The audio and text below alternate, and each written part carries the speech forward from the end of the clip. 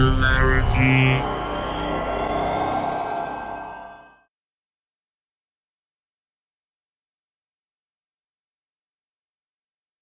I'm really excited to see so many faces out here tonight. This is probably by far the largest meetup we've had since I've joined the Toronto Transhumanists.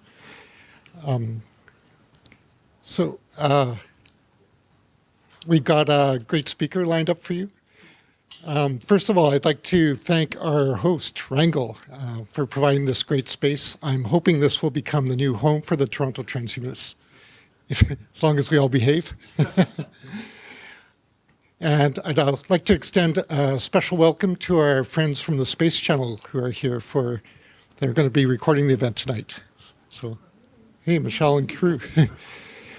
So my co-organizer, Aga, and Nick and I were at the Space Channel earlier today to record an interview for the Inner Space Show. So look for that next week.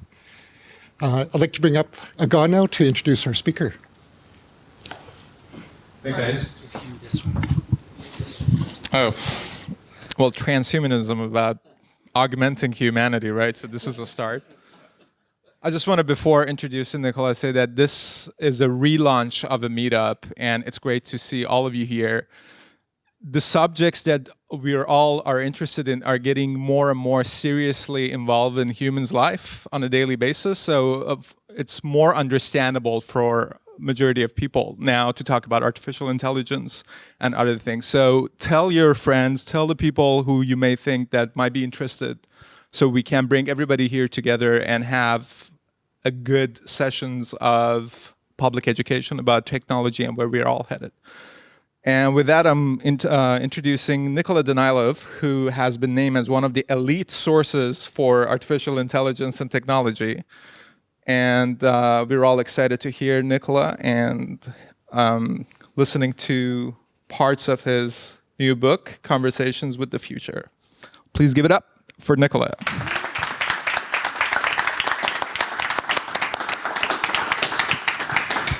Thanks very, very much to everyone who came today.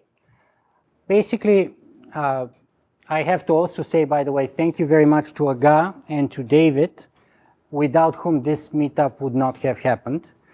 We had a few years of regularly organizing this meetup, and Christine Gaspar was the one organizing it, and we had great fun and many, many nice meetups. But then as life happens, she had some health priorities to take care of, and unfortunately the meetup fell apart. So now we're kind of rejuvenating it, and this is a very good start and a good momentum, so hopefully things are going to only get better from here on. And also to tell you about the structure of our meetup today. So basically, I plan to talk about only about 35 minutes.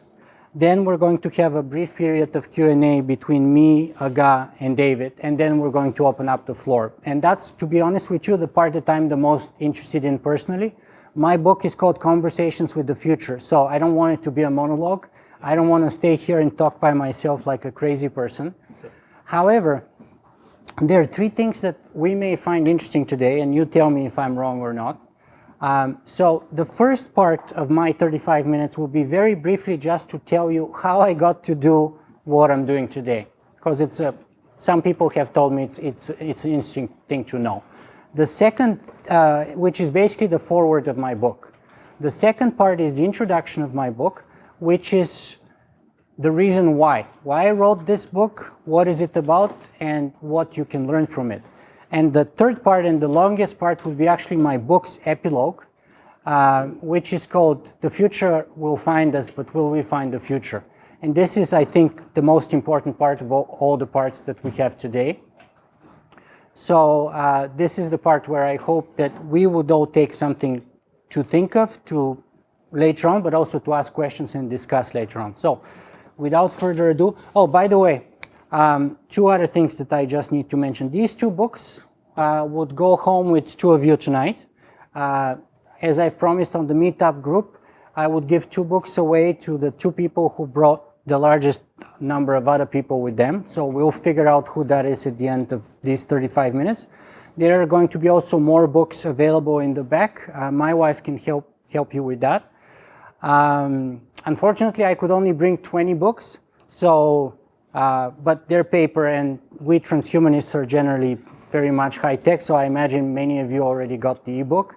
But if you want paper and if you want it signed, you have it available there. I do print them in the United States, so they're not coming from China. They're pretty much American currency, and they come large format and over 500 pages, so they're not cheap. But I believe it's worth it, so you hopefully would agree with me. Anyway, without further ado, let me start by sharing my personal story, how I got to do what I do, by reading the introduction.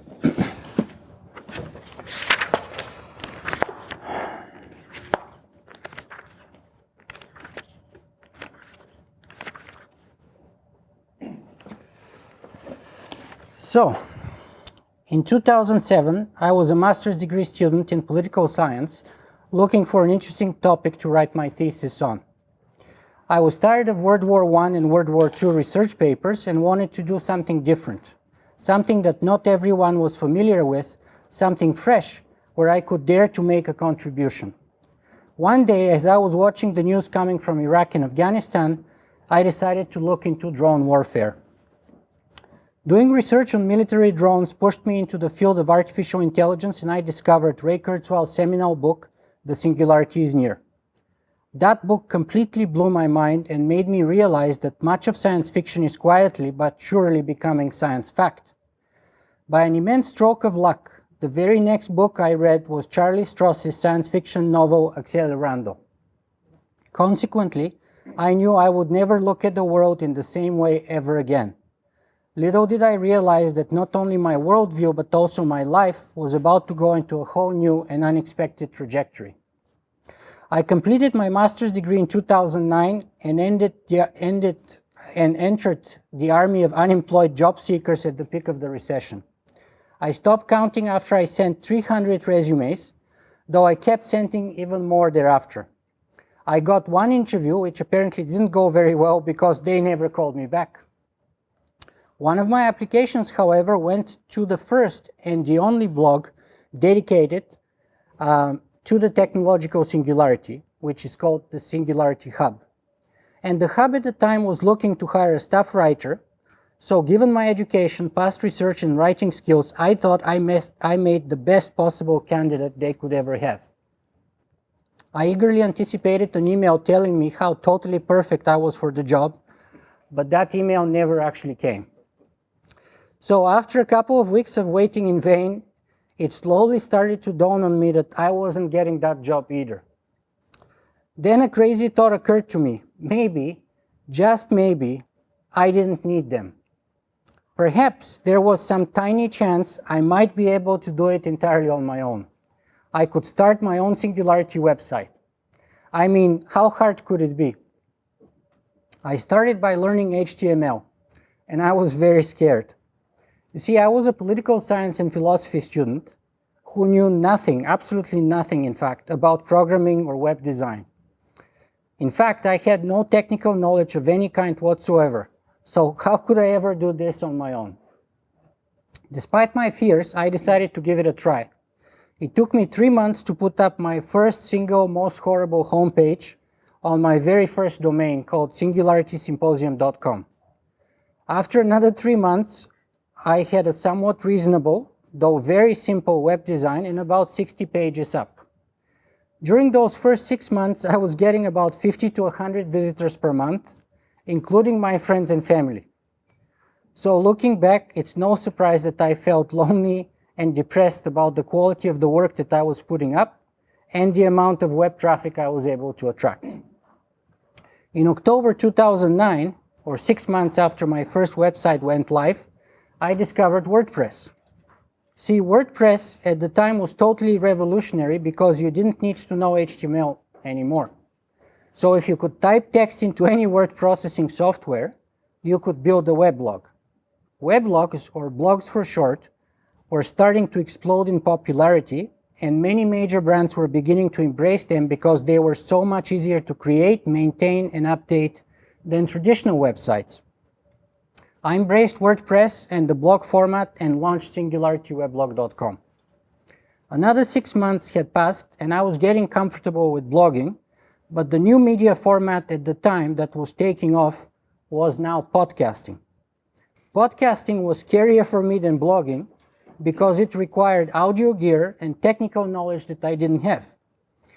Plus, the idea of podcasting, that is to say sharing my voice with the world, was playing on all my insecurities arising from my strong Bulgarian accent.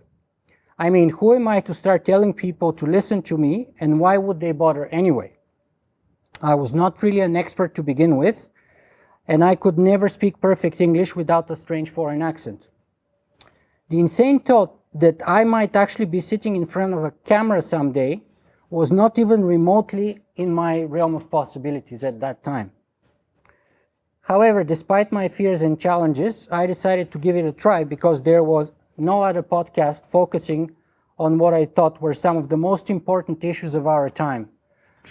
Those of the technological singularity, transhumanism, exponential technology, and the future of humanity. In essence, I decided to give it a try anyway.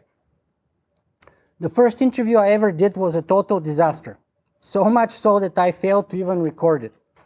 And as embarrassed as I was, I had to ask my generous guest, James Harvey, to give me a second chance and redo the whole thing again. That second attempt was actually successful, at least in the sense that I actually had an audio file after the end of the interview. With that file, the first episode of my podcast went live. One of the things that I quickly discovered was that it is hard to do an interview without any visual contact or body language to facilitate communication. To address that problem, I started using Skype and began recording both webcam video feeds. Once I had those videos, I thought that I might as well use them and publish them, imperfect as they may be. After doing dozens of Skype video interviews, an anonymous podcast fan asked me to consider offering in-person interviews and donated money for my first camcorder. And actually, we used it to do the Hack Lab Toronto video tour with Eric. And I started slowly improving both the video and the audio quality of my interviews and doing in-person interviews when I could afford to do so. The next step came after Richard Sandville became my all-time most generous donor. All of my best and most popular episodes, the ones with Michio Kaku, Stuart Hameroff, and many, many others, the ones that are in the hundreds of thousands of views to 500,000 and up, they were all produced thanks to Richard or sponsored by him. So to wrap it up, basically 7 years after its humble beginning, the Singularity FM podcast has had over 4.5 million views on iTunes and YouTube, has been featured on international TV networks as well as in some of the biggest blogs in the world, such as BBC, RTTV, TV Japan, IO9, The Telegraph, The Huffington Post, ZDNet, Boing Boing. Now I can say the Space Channel too, by the way, and many others. Today, the Singularity weblog is the biggest independent blog on technological singularity, transhumanism, exponential technology, and the future of humanity. The Singularity FM podcast is the first, most popular and widely recognized interview series in the niche, which actually is the reason why Professor Roman Yampolsky called me the Larry King of the Singularity. So that's the foreword. That's kind of my personal story. People have told me that I should start with that because they find it interesting. So the introduction talks about why I decided to do this book, or what the book is more about. So introduction. If someone needs directions, quote, if someone needs directions, don't give them a globe. It will merely waste their time. But if someone needs to understand the way things are, don't give them a map. They don't need directions. They need to see the big picture. End of quote. That's what Seth Godin, that quote is from Seth Godin, and I also did an interview with him. He said actually quite a few nice things about me, which was amazing. Why the future adds zero and what this book is about. If you have ever been to a Hindu temple, you probably couldn't help but notice the pao paisam, the rice pudding. Legend has it that the tradition of serving Pao Pai Sam to visiting pilgrims started after a game of chess between an Indian king and the Lord Krishna himself. You see, the king was a big chess enthusiast and had the habit of challenging wise visitors to a game of chess. One day, a traveling sage was challenged by the king, and to motivate his opponent, the king offered any reward that the sage could name. The sage modestly asked just for a few grains of rice in the following manner. The king was to put a single grain of rice on the first chess square and then double it up on every consequent square of the chessboard.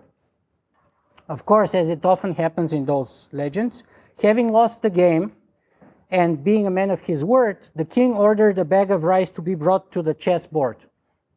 Then he started placing rice grains according to the arrangement. 1 grain on the first square, 2 on the second, 4 on the third, 8 on the fourth, 16 on the fifth, and then 32, 64, 128, 256, 512, 1024, and so on. Following the exponential growth of the rice payment, the king quickly realized that he was unable to fulfill his promise because on the 20th square, he would have had to put 1 million grains of rice on the board. On the 40th square, the king would have had to put 1 billion grains of rice. And finally, on the 64th square of the chessboard, the king would have had to put more than 18 billion trillion grains of rice, which is equal to about 210 billion tons. Now, 210 billion tons is allegedly sufficient to cover the whole territory of India with a meter-thick layer of rice. At 10 grains of rice per square inch, the above amount requires rice fields covering twice the surface area of the earth, oceans included. So it was at this point that Lord Krishna revealed himself and revealed his true identity to the king and told him that he doesn't have to pay his debt immediately, but can do so over time. And that is why to this day visiting pilgrims to all those temples are still feasting on Pao Pai Sam, and the king's debt to Lord Krishna is being repaid. So you see, our world is a big global chessboard, and we all have a move to play, be it individually as private citizens or collectively as nations, businesses, and organizations. Yes, each of us is a tiny little grain of rice, but we live in a world of exponential change where our technology has a huge multiplier effect.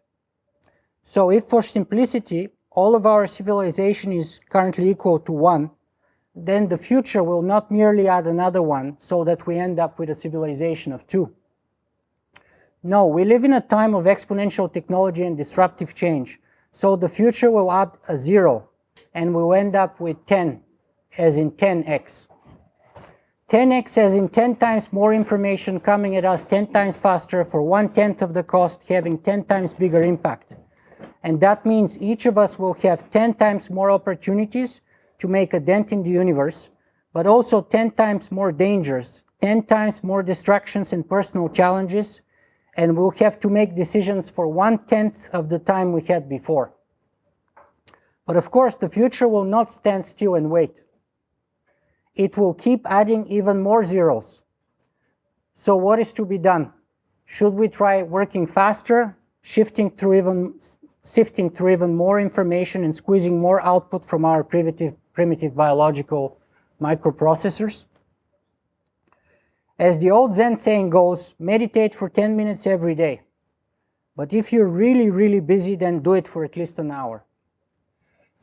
Likewise, speeding up is not the solution to accelerating change, at least not initially. Instead, what we need is the exact opposite. We ought to slow down, reestablish our priorities, and come up with a vision for the long run. A vision for our future, be it personally, as individuals, professionally, as entrepreneurs or employees, or collectively as citizens and members of the human species. Once we have a vision for our future, we can start reverse engineering it and come up with a plan that will take us from where we are today to where we want to go tomorrow. That is what being proactive is all about. In contrast, being reactive is when we are constantly being hijacked by this or that crisis, and the future is something that simply happens to us. Thus, the Thus, the goal of this book is to motivate you to not let the future happen to you, but to be proactive and to create the future. As I said above, you need a vision and a plan, but again, do not let the future happen to you. Now, I'm not going to give you the vision or the plan to follow, because those will be my vision and my plan, not yours. Plus, there is unfortunately no universal map to the future, and despite our amazing technology, you can't unfortunately buy a GPS to safely guide you there. Instead, I want to invite you to a symposium that I have created just for you, for free. A symposium where, in a very relaxed and informal atmosphere, you can become part of our conversations with the future, alongside 20 of the most interesting and accomplished visionaries of our time. 20 in the book and 210 in the podcast for free. As you will see, each of those 20 visionaries will have a very strong view of what the future would or should be.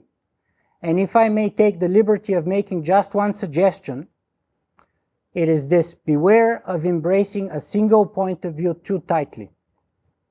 In fact, this is why I have steered away from the concept of the technological singularity in the title of this book. Because no matter how powerful a concept the singularity is, in the end of the day, it is like a pair of colored glasses in front of our eyes, or like a single focal length prime lens in our photography kit. And yes, it is very useful to put colored glasses and use a prime lens every once in a while, because they help us to see the world in a new light and take a sharper image of it. But it is even more useful to have the freedom to switch your glasses and change your lens with a different focal length, so that you can see the world in yet another color and take a picture from a different angle and at a different level of magnification. If you have previously visited singularityweblog.com, you will not be surprised by the above arrangement, because you probably already know that my blogging name is Socrates. And just like Socrates of Athens, my aim here is not to teach you anything and tell you what to do, but rather to set up the environment where you will create your own vision of the future and your own plan to make it happen. Thus, at best, if I have done my job well, I'd be an intellectual midwife to you giving birth to your own ideas and your own vision of the future. But do not forget that the best way to predict the future is to actually create it. So do not be a passive observer and let the future happen to you. Find your vision, make a plan, and create your future. And ultimately, my goal here is that you leave our symposium inspired by a sufficiently strong why. Because if you uncover your why, like I did, then you can come up with and endure anyhow that life throws at you to make your own dent in the universe and create a better future, better you. So don't wait to read the story of the future. Instead, create the future and be the author of your own story. Having said that, if you like what you read, or even if you didn't, I'd love to hear from you, get to know you better, and hopefully find out what you gave birth to after this book. You can also post a picture or video on my Facebook wall, which there's links to it. But the best way to start a relationship with me will be to visit singularity.info or my podcast singularity.fm. And you can also search for them on iTunes, YouTube, Stitcher Radio, SoundCloud, most other places. There you can see in full all the original interviews this book is based on, because these visions are not transcripts, since I have had to cut and edit things to make them fit into a proper book format and size. And I can't wait to see the future you're going to create. So that's basically the introduction. And then the answer to the question, so what, if we can give that, is in the epilogue. So the implications and kind of everything in a book kind of wrapped up in 10 minutes. So once you hear the epilogue, you don't even have to bother buying it. Epilogue: the future will always find you. The future will always find us, but will we find the future? What happens when your toothbrush is smarter than you? where do you go? What do you do? What will happen to your business, to your country, to our civilization, or to yourself? I know this may sound ridiculous right now, but to paraphrase Mark Twain, reality is stranger than fiction, with the main difference being that fiction has to be believable, whereas reality doesn't. So let me share a few crazy stories as well as the trends we covered in this book, and you be the judge how unlikely this may turn out to be. You see, half of my wife's family is from Rochester, New York, a town which also used to be known as Kodak City. In 1996, Kodak had a $28 billion market cap and almost 100,000 employees. The company looked invincible. But the future finds everyone.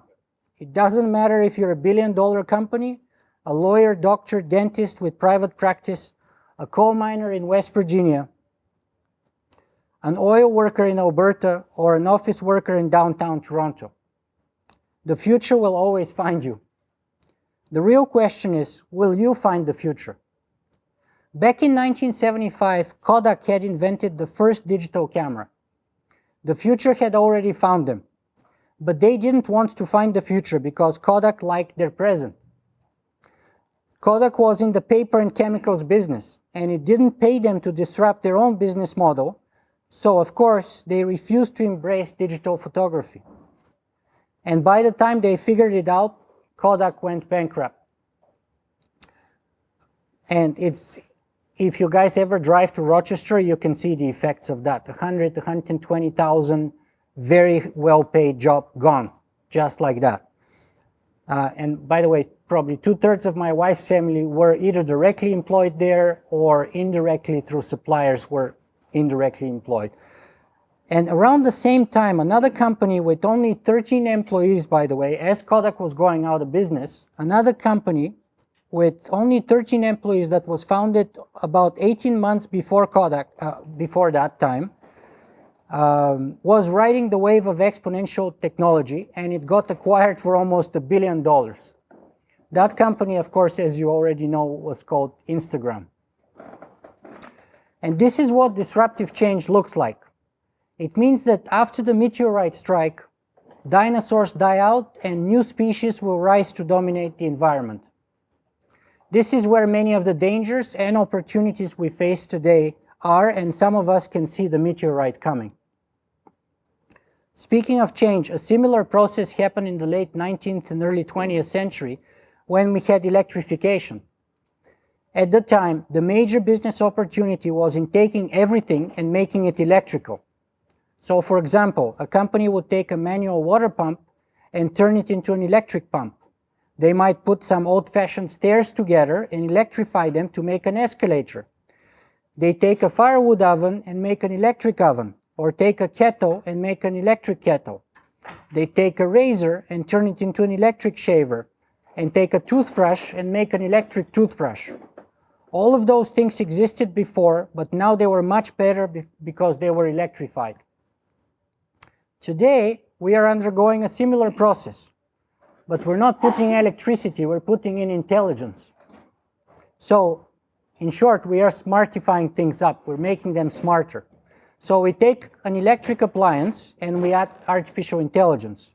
We take a phone and we turn it into a smartphone. We take a car and we turn it into a smart car. We take a watch and we turn it into a smartwatch. And we have smart thermostats and smart buildings and smart software and smart appliances. And we haven't even scratched the surface yet. Because you see, we still live in a pretty dumb universe. But things are starting to smarten up. We even have smart toothbrushes now. My toothbrush has 10 different programs and a built-in microchip and a lithium-ion battery. One day, it will connect to the internet, take a saliva DNA sample, and send the information to my doctor. It will tell my dentist how often I brush my teeth and do quick medical and dental exams on me. It will know when I travel, where I go to, whose toothbrush my toothbrush slept next to, and all those things. And you see, there's an arms race going, there's an AI arms race going out there right now. Recently, you may have seen in the news, Toronto joined the fray. Actually, great news. $100 million to start up the Vector Institute, which is fantastic. It really puts us on the map. Even though $100 million is not that much, it's a very good start. So there's an AI arms race out there, and everyone wants to be first. From countries like China, the US, and Israel, to companies like Google, Facebook, Amazon, and Baidu. Now, if you look at evolution, it takes 100,000 years to stuff a cubic inch of brain matter into our skulls. And unfortunately, we're pretty much out of space.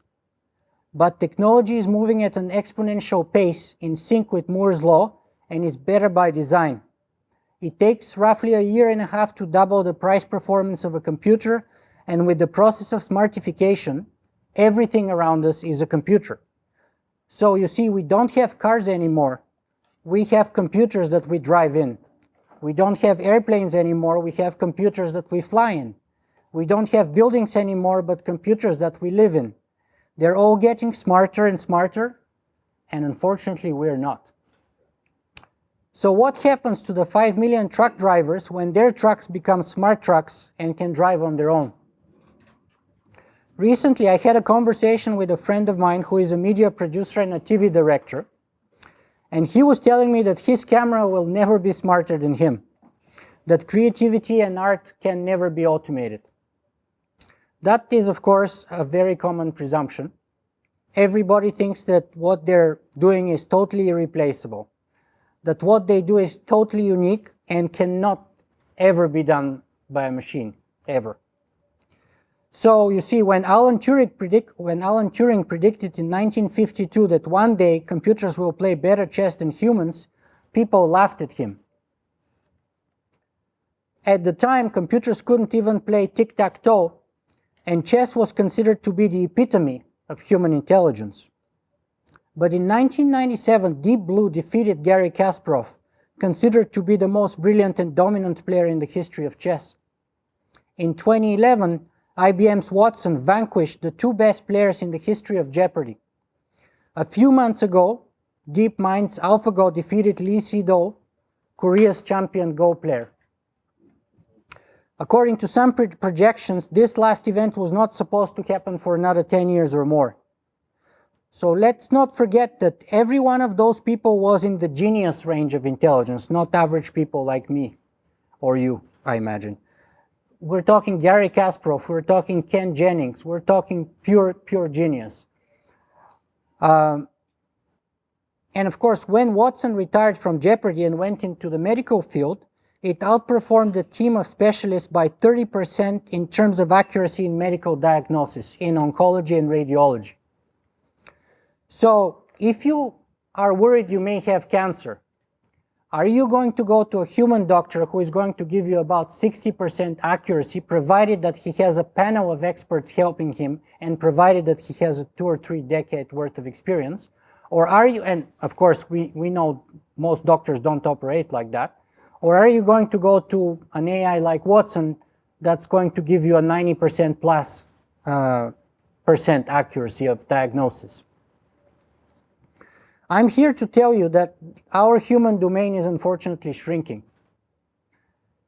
AI will change and challenge everything we've gotten used to and comfortable with, and smart people are really getting worried.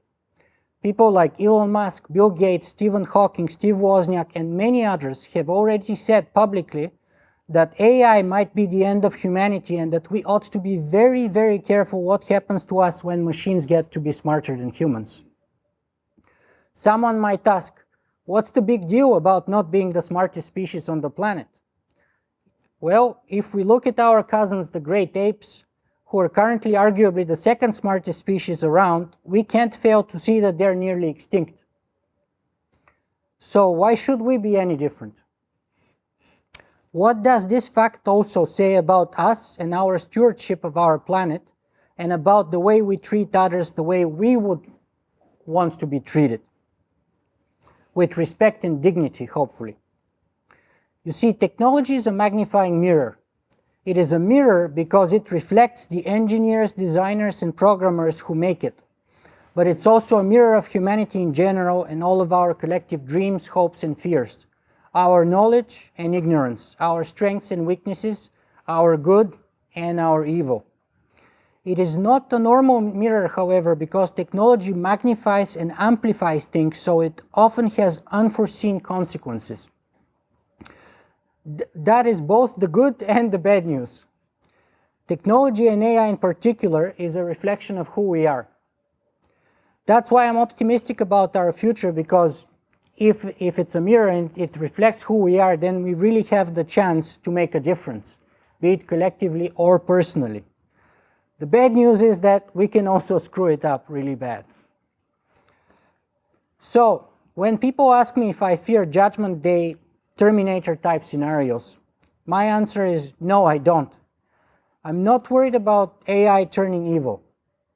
What I'm really worried about, however, is human stupidity. We know there are people out there today who will kill each and every one of us, themselves included, if they had the chance to do so.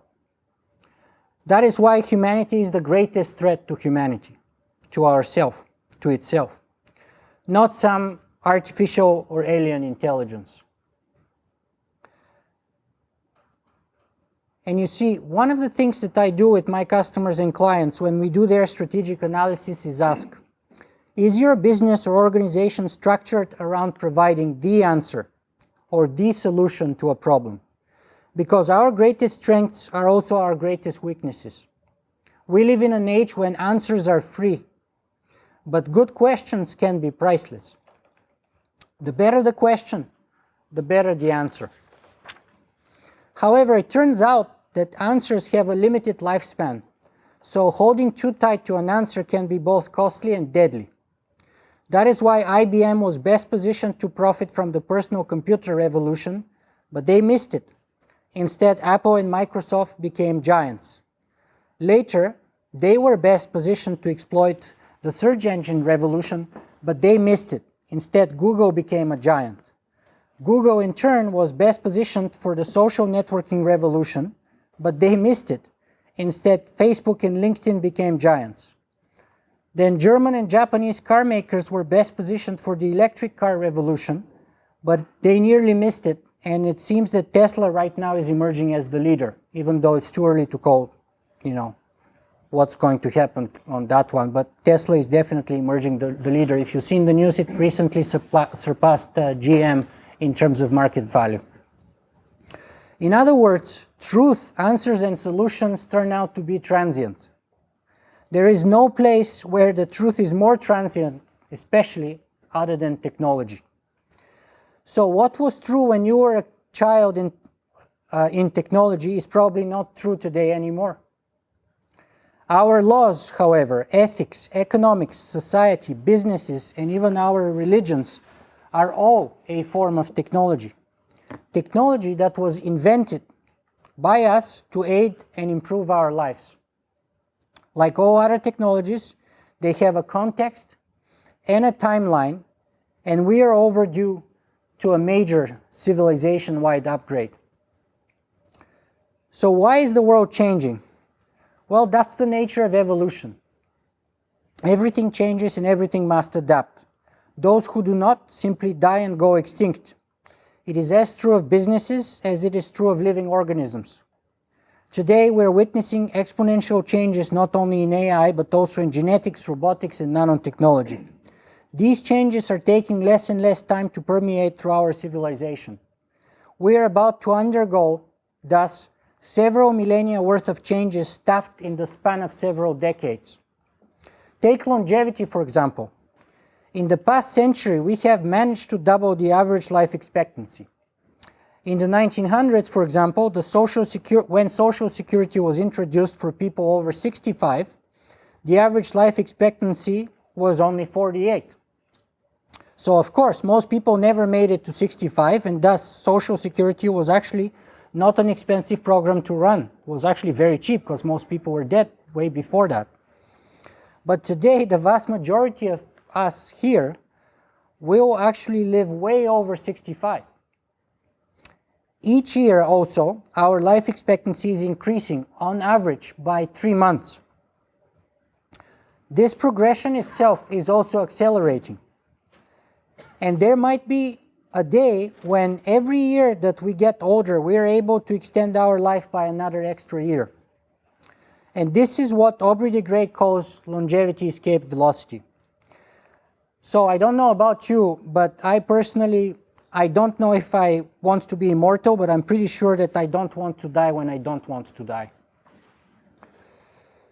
And the question then is, how will such indefinite life extension impact on the world around us? How will it impact your business or our country? How will it change the meaning of what it means to be human?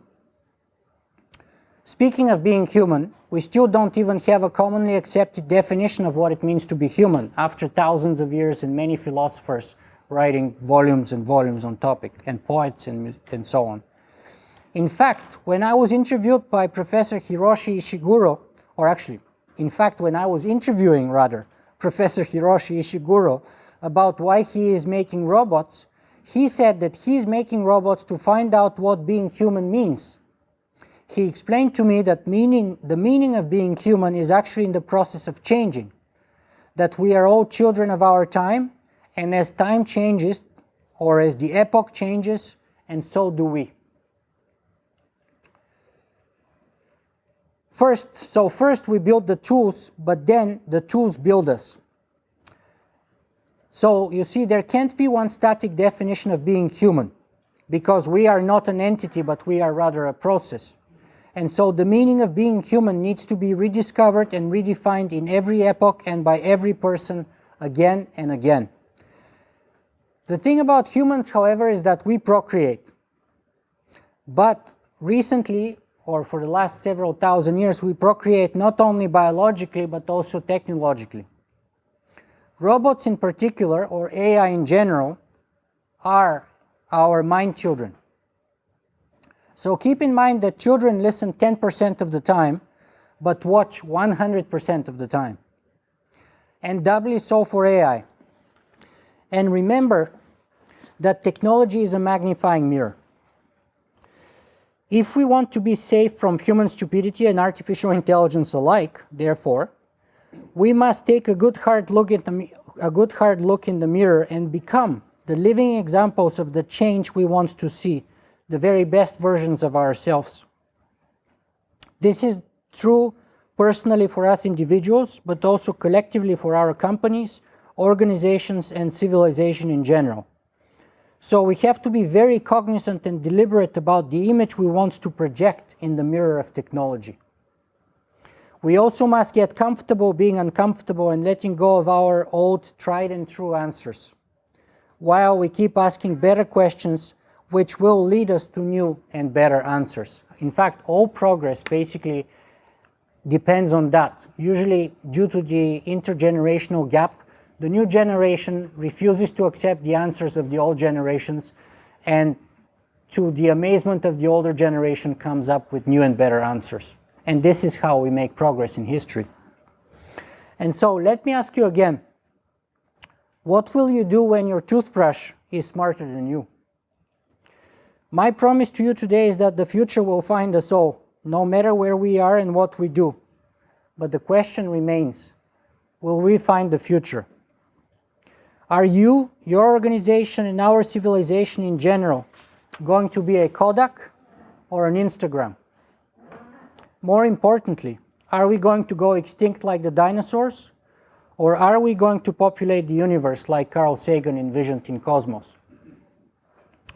And so in this book, I have offered you 21 visions of the future. I have interviewed many of today's visionaries and futurists. Together, we have painted a picture of the many different possibilities that lie just beyond the horizon.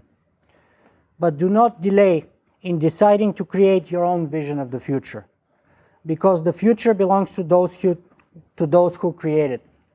So be the author of your own story. Thank you.